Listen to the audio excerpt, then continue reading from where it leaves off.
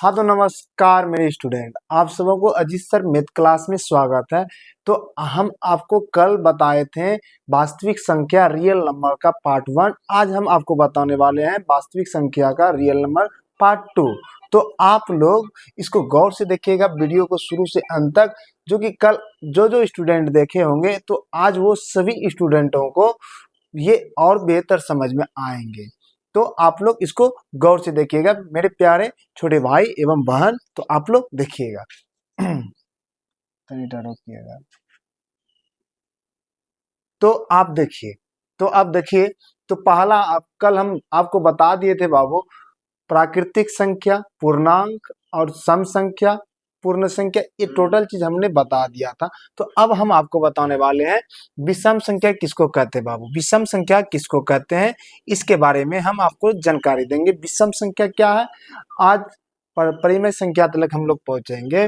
विषम संख्या किसको कहते हैं मेरे भाई, विषम संख्या मेरे छोटे भाई आप बताइएगा विषम संख्या किसको कहते हैं।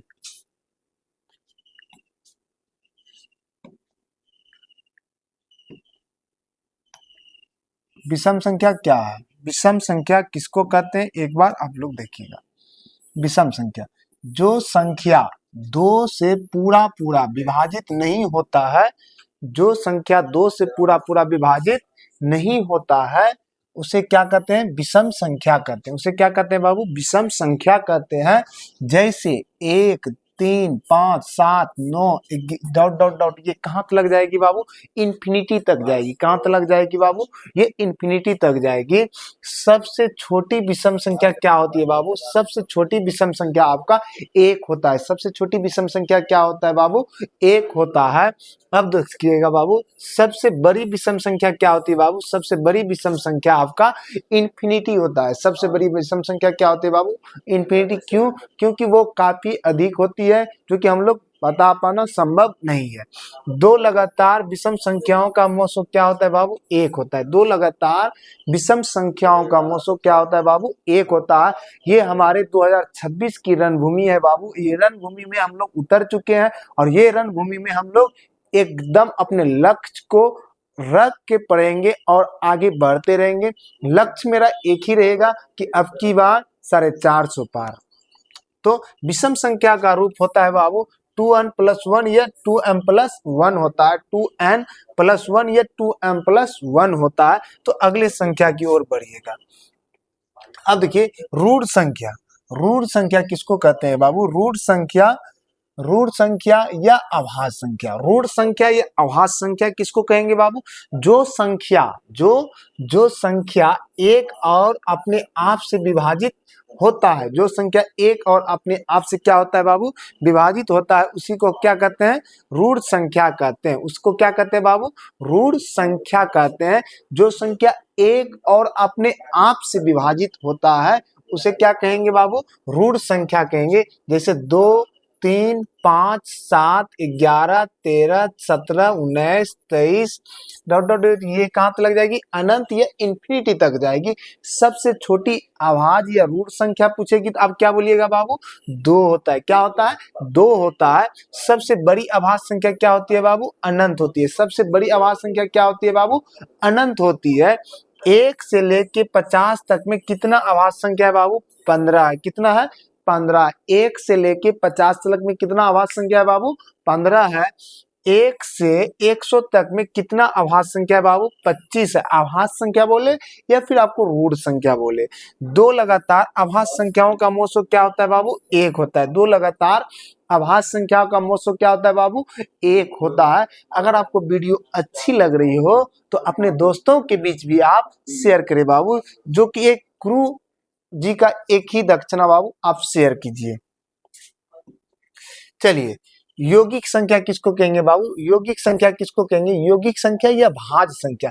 यौगिक संख्या या भाज्य संख्या किसको बोलेंगे मेरे बाबू, यौगिक संख्या जिस संख्या का गुणनफल 2 या 2 से क्या हो, अधिक हो, उसे हम लोग क्या कहेंगे, भाज्य संख्या या यौगिक संख्या कहेंगे। जैसे में देखिए आप बोलिएगा बाबू कि 3 क्यों नहीं होगा सर, 3 इसलिए नहीं होगा बाबू क्योंकि इसका गुणनखंड 1 और अपने आप 3 है, तो 2 ही गुणनखंड हुआ। हमने क्या बोला, 2 या 2 से अधिक हो, इसीलिए आपका 4 जो है, 4 में 2 या 2 से देखिए बाबू अधिक है, 1 है, 2 है और अपने आप से है। ठीक उसी प्रकार 6 में 1 है, 2 है, 3 है, खुद से है। कुल क्या 1 2 या 2 से वो क्या हुआ, अधिक हुआ। मेरे प्यारे बच्चा जी, तो आप लोग मेरे छोटे भाई एवं बहन, तो आप बता सकते हैं सबसे छोटी भाज्य संख्या क्या होती है बाबू, 4 होती है। सबसे छोटी भाज्य संख्या क्या होती है, 4 होती है। सबसे बड़ी अभाज्य संख्या क्या होती है बाबू, सबसे छोटी अभाज्य संख्या तथा सबसे छोटी भाज्य संख्या का गुणनफल क्या होता है, 8 होता है। सबसे छोटी अभाज्य संख्या तथा छोटी भाज्य संख्या का गुणनफल क्या होता है बाबू, 8 होता है। तो आगे की क्वेश्चन देखा जाए। अब देखिए बाबू, सअभाज्य संख्या किसको कहेंगे, सअभाज्य संख्या किसको कहेंगे, सअभाज्य संख्या किसको बोलेंगे, वैसी दो संख्याएं जिसका मौसो क्या हो, 1 हो, जिसका मौसो क्या हो, 1 हो, उसी को हम लोग क्या बोलेंगे बाबू, सअभाज्य संख्या बोलेंगे।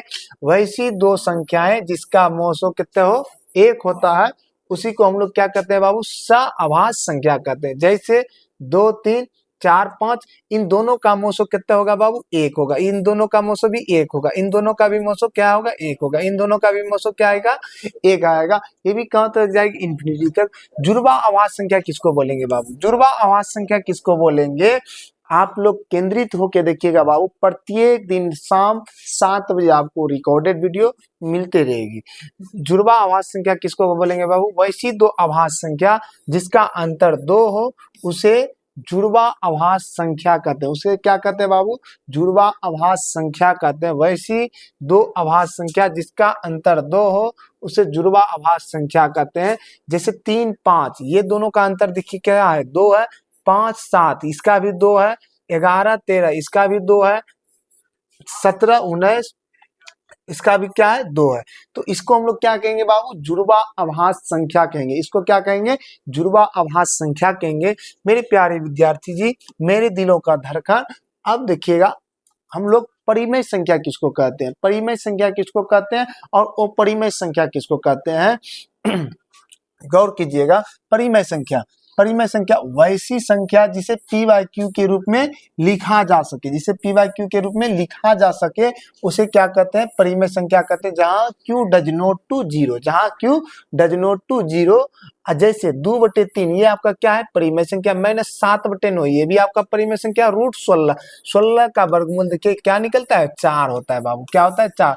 √25 ये भी आपका क्या है, परिमेय संख्या, क्योंकि इसका वर्गमूल 5 होगा। 22/7 ये भी आपका क्या है, परिमेय संख्या है।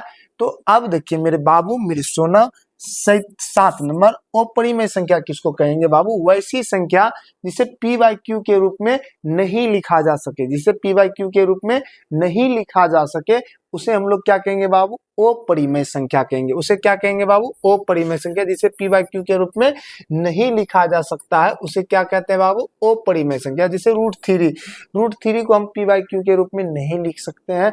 इसका मान भी जो आएगा बाबू, वो दशमलव में आएगा और आते रहता है। √5 का भी मान आपका आते रहेगा। √7 पाई भी एक आपका क्या है, अपरिमेय संख्या है। बहुत इंपॉर्टेंट बात है, जिसे आपको कह दें 2 - √2 ये भी आपका क्या है, अपरिमेय संख्या है। 2√2 ये भी आपका क्या है, अपरिमेय संख्या। 1/2√2 ये भी आपका क्या है बाबू, अपरिमेय संख्या है। मेरे प्यारे विद्यार्थी जी, मेरे दिलों का धड़कन, अगर आप सबों को ये वीडियो अच्छी लगी हो तो हमारे YouTube चैनल को आप जरूर सब्सक्राइब कीजिएगा, जो कि वीडियो का नोटिफिकेशन आपके मोबाइल में सबसे पहले पहुंचे, और अपने दोस्तों के बीच जरूर शेयर कीजिए। जय हिंद, जय भारत। मिलते हैं नेक्स्ट वीडियो के साथ।